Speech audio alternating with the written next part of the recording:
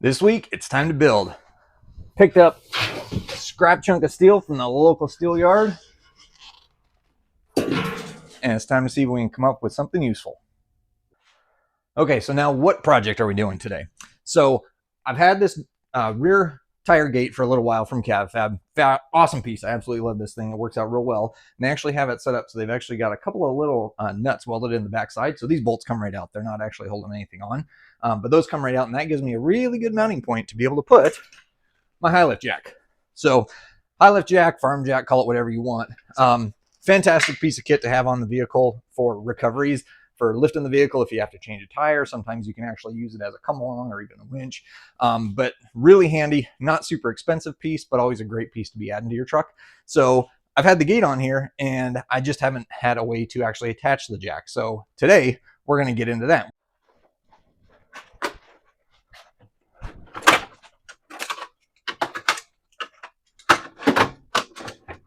Next thing that you got to do is you got to start somewhere. So again, I said we're going to be mounting off of these two bolt mounting locations.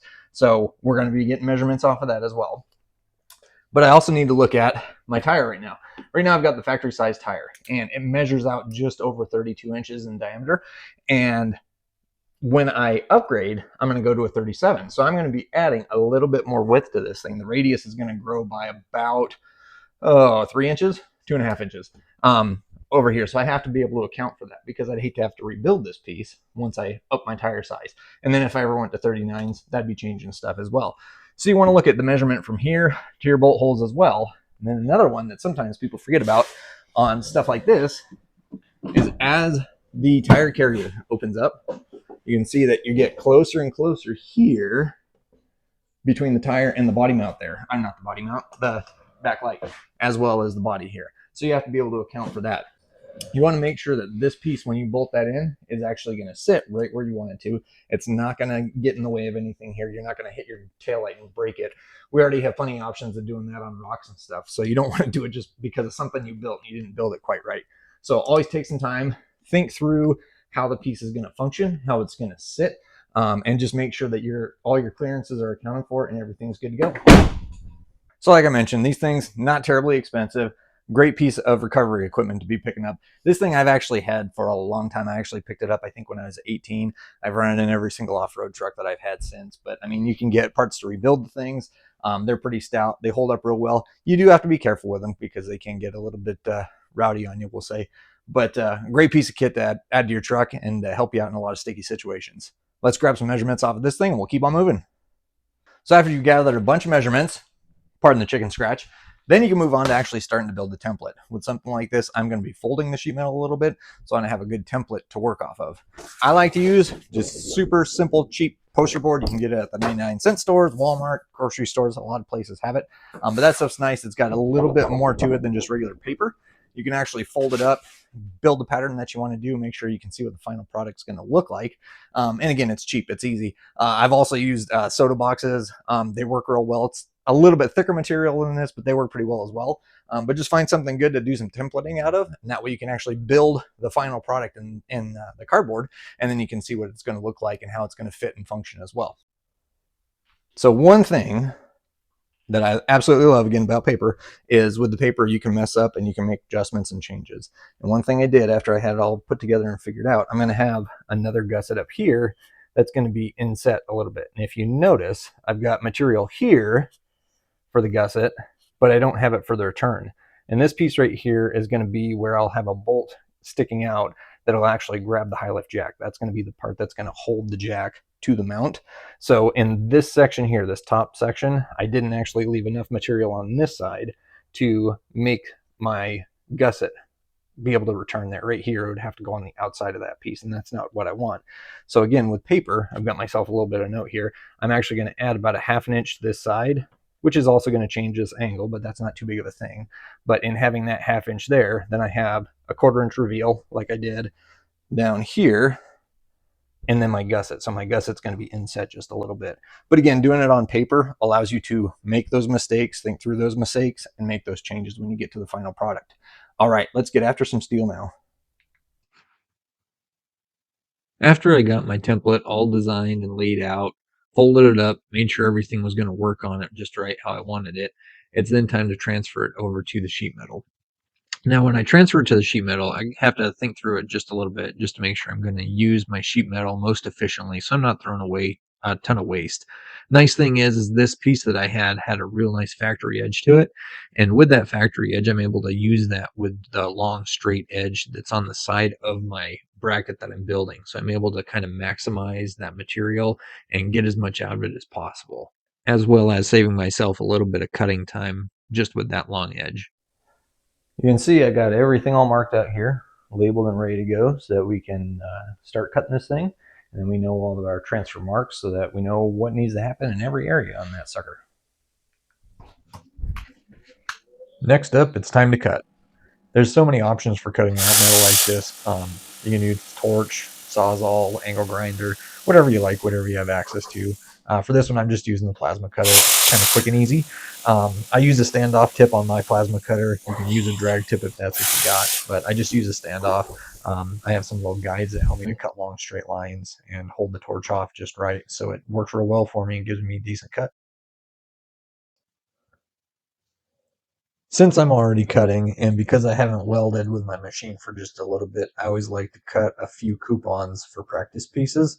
So here I'm just ripping off a couple of pieces that I can then spend a little bit of time getting my machine dialed in, getting myself dialed in, and making sure that I'm ready for the finish welding of the bracket when we get ready to go on that. So it's always a good idea if you haven't been under the hood for just a little bit, just to cut off some extra pieces and spend a little bit of time getting tuned up.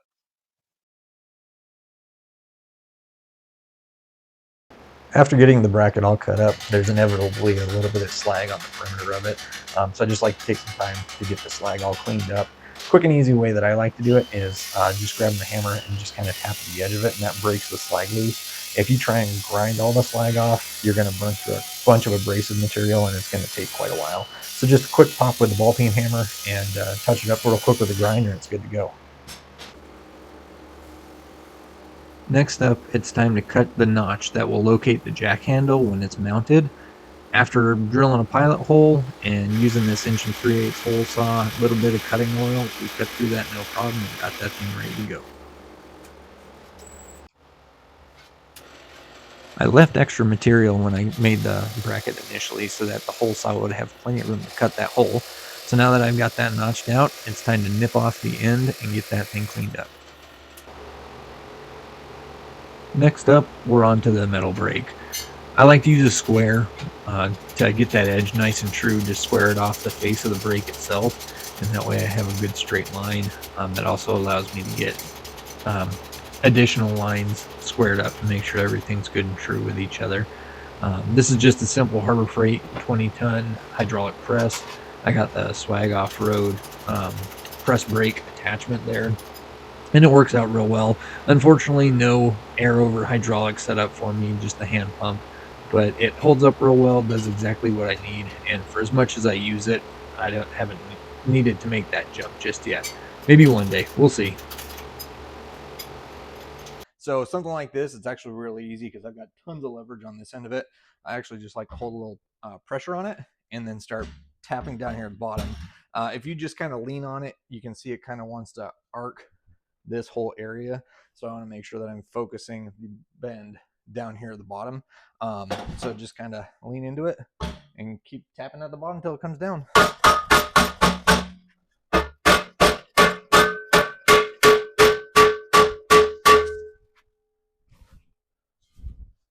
And there you go. Not too difficult. So this is where we're currently at.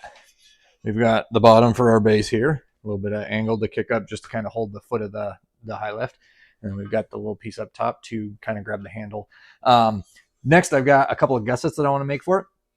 This lower one is going to kind of tie that all together. On this side here, we don't have that much space because as that rear gate opens, this actually gets really close to that tail light on that side. So I don't want to put a gusset on that side.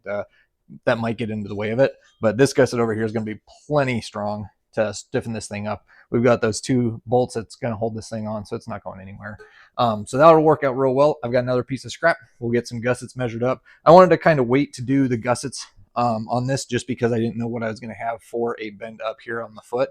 But now I can get those things traced out and start cracking on them.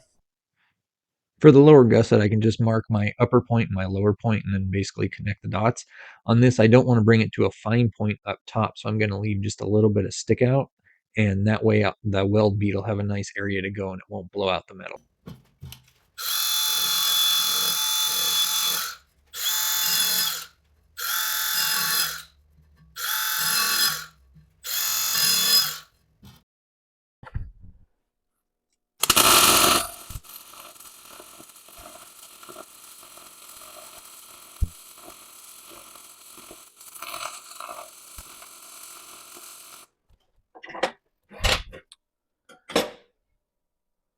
Oh yeah, more better. I like that. Cool. Let's get some gussets made.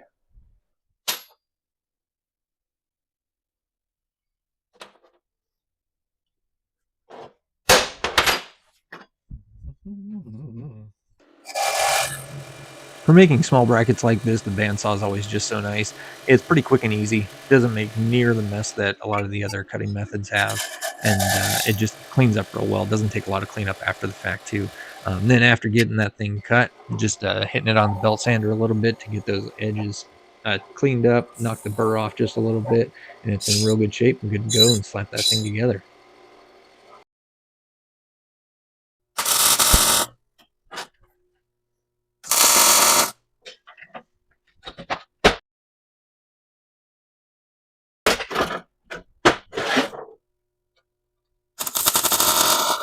We're done shooting sparks for a bit, so I pulled the Jeep back in so we can see where this mount's going to line out. I've been holding off doing those mounting holes on it just because I wanted to see how close we were going to be to the tail light when the gate swung open, as well as how close we'll be to the tire on the other side. So we've got the thing built. It's going to be super easy to drill those holes. I can still throw them in the drill press and punch them out, no problem.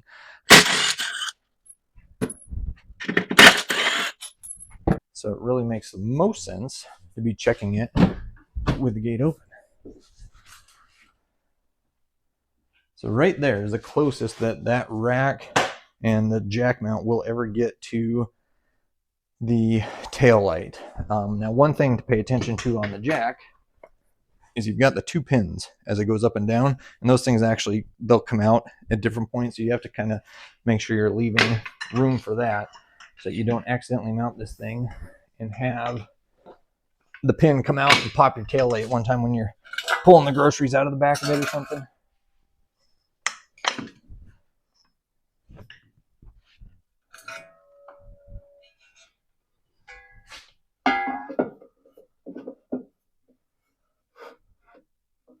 So the mount has tons of space. Now it's just a matter of how the mount is with the jack on there. And I should be in good shape because the pins actually should be on the bottom side of the light. Oh yeah. Yeah, there's plenty of room there. So that's good.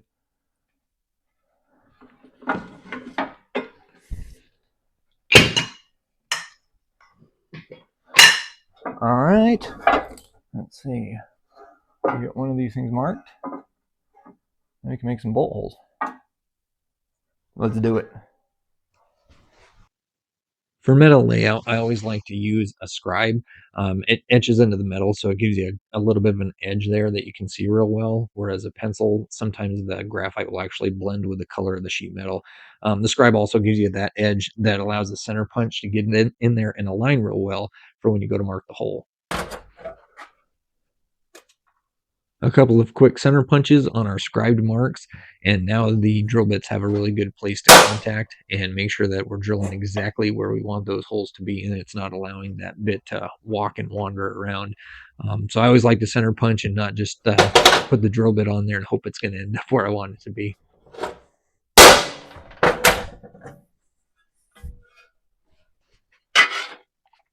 Anytime I'm drilling holes, I always like to start with the pilot hole and then slowly step my way up bit by bit. That way I'm not overtaxing the bits or putting a ton of heat into them, which will just burn them up and just make them dull. So here I started with about an 1/8 inch bit, then stepped up to a 1/4 inch, and then 3/8, and then half. Again, it just doesn't put that much heat into the drill bits and just makes them cut nice and clean. Came through and did it off camera, but I've softened some of these edges right here. This one's actually going to be kind of exposed, so I don't want anybody walking by and grabbing themselves on it. But knock those down a little bit, clean those up top a little bit. Rough up the surface. Let that paint grab.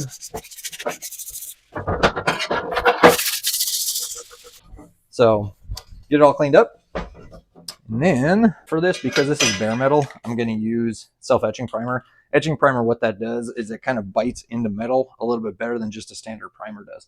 Standard primer is going to grab into paint and even other painted primed surfaces, whatever, pretty well. But bare metal, etching primer tends to dig into it just a little bit better. Let's hit the paint booth.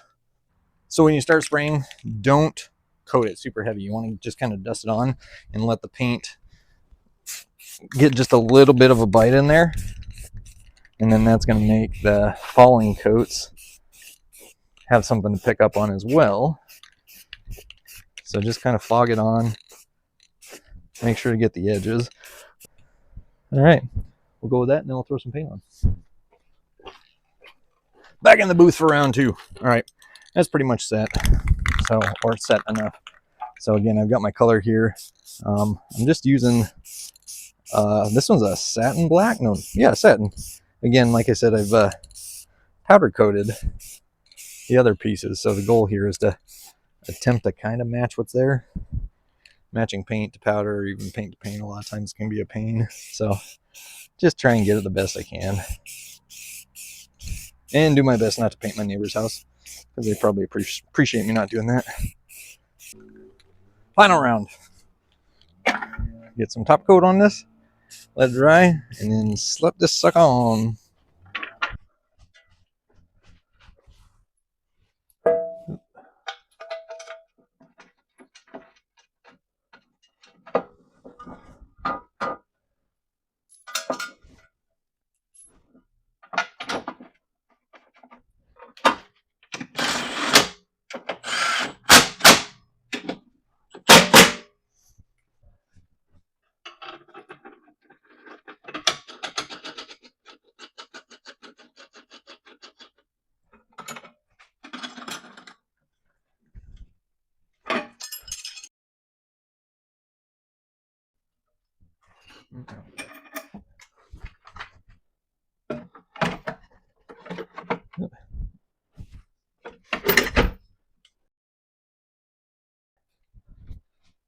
And for right now, I've got a nylock nut.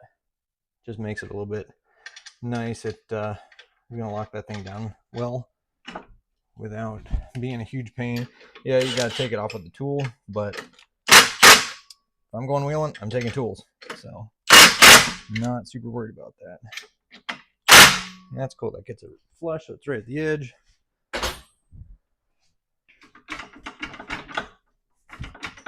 Not bad. So let's get a look here at the finished product. So there we are. You can see I did end up taking that extra material off the side there. Just a little bit cleaner to me. Keeps the brackets, the gussets away from things just a little bit more. But relatively tight, cozy confines. It's in there pretty good. I mean, all that rattle is the jack itself. I mean, you've got this whole mechanism here and everything. These things are inherently just kind of noisy jacks. If I want to tighten it up a little bit more, there's a couple holes in the feet here. I could actually put another bolt through the bottom of the bracket here and nut it in. That way it's holding it that much tighter. I could. I don't know that I will, because I don't know that I care that much. But yeah, that's kind of how we turned out. Not super high. I mean, we've got the tie-off bracket that comes on top of these things. I can swing that down, but as it sits right now, it's about level with the top of my roof rack. But if I take the roof rack off, I can flip that around so it's a little bit lower. But I think it works pretty well right there. Let's see what it looks like with the gate open. Don't smash the light. Don't smash the light. Yeah, no, we're good. We clear by quite a bit there. Everything's got good gaps, good clearance. So even if stuff shifts around, we won't have an issue with anything contacting. Got a good little gap between the bumper and the bottom of my pad there. So I'm real happy with that. I finally had some time to get that jack mount taken care of. Let me know what you guys think. Drop a comment below. Give us a like. Give us a follow too. See if you are digging what we're working on here. And keep on going on. Again, we got more maintenance stuff coming up, more modifications, a little bit more fabrication, get out on the trail and get this thing in the dirt some too. But let me know what you guys think. We'll catch you on the next one.